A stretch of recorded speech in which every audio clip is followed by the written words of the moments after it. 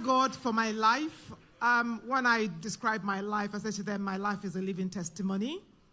Last January, I was here to give a testimony about the various cancer diagnoses I was given. This year, let me start off with an accident. July this year, I was back here. I've got a project in Owerri. And Papa that week was saying to us about the OED prayer. After the OED prayer, it was still ministered to me. When you get into Owerri, as you come down the aircraft, go on the floor and do that declaration. Now, I just couldn't figure that out because people will be wondering, what is it that you are really up to? But I just couldn't be bothered because I needed to follow that instruction. And as soon as I lighted the aircraft, I went on the floor and I did that prayer. Just a day before I left Owerri, myself and my brother were involved in a ghastly motor accident. And I just thank God because it was just the car that was affected. Roy kept to his words. He's that God that truly sees me. Amen. Now, when I turned 50, I decided to go back to school to do law. It's one of the things I've always wanted to do. And because I had a bit of time, I just felt I might as well go ahead to do it. And as soon as the enemy knew that I was going to do that, it struck me with cancer. That was the first testimony that I gave. And this year, that was 2023. And come 2025, I went to do the yearly mammogram. I was here. That was still during that accident. My husband called me and said to me, I've got bad news, kind of. I said, okay, go ahead. I'm here already. I'm already at the altar. And my husband said to me, you have been recalled. I said, why is that?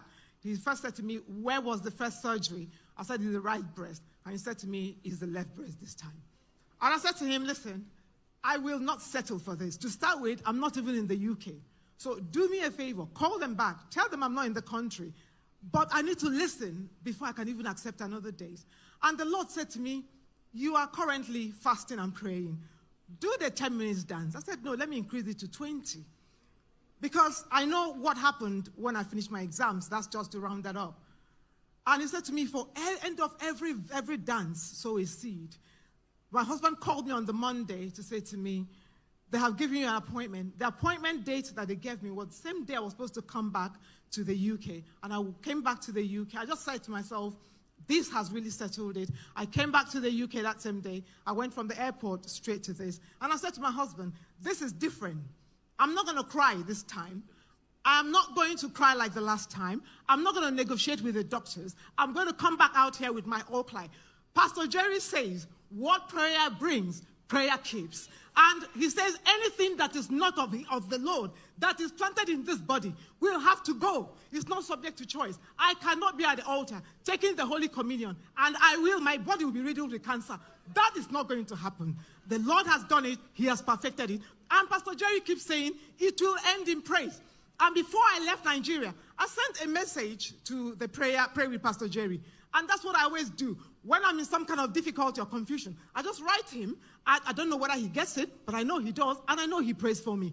When I came here, I said to my brother, after that service, I'm going to dance. I'm not going to pray. I'm going to go up there, and I'm going to dance. And I will dance out of here, and that's how I'm going to dance out of that hospital as I walk into the UK. And I'm going to dance back in here, and I'm going to thank the Lord. And that's exactly what happened. They did the ultra scan. They did all the scans they could, and they said to me, they can't find anything. I said, because a Roy has done it.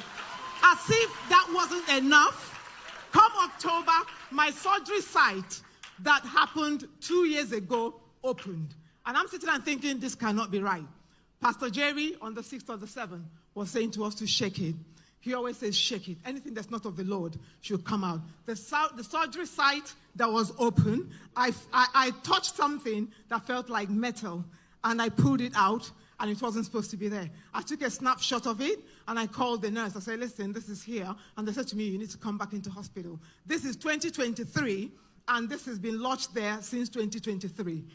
With that declaration, everything that's not of the Lord that is in your body, shake it out, and it jumped out. So for me, I just said to the nurse, the Lord has done it. This is the end of cancer in my life.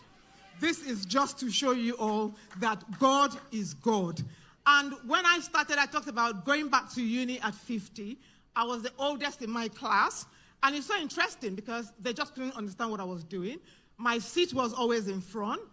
Every year I do the exam, they see me the next year. But the beauty of it is, I said to the Lord when I came back here after my exams, the Lord said to me, dance until your result comes out. And I did. And the beauty of it is that one of my papers, I had almost 90%. Now, we're talking about law. We're not talking about any other thing.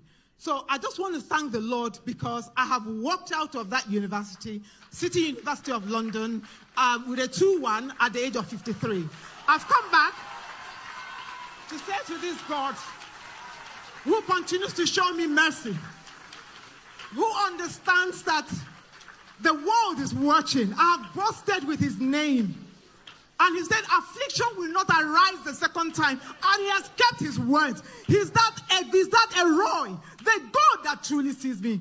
Papa, I just want to say, like the millions of other people, the oil on your head will never run dry.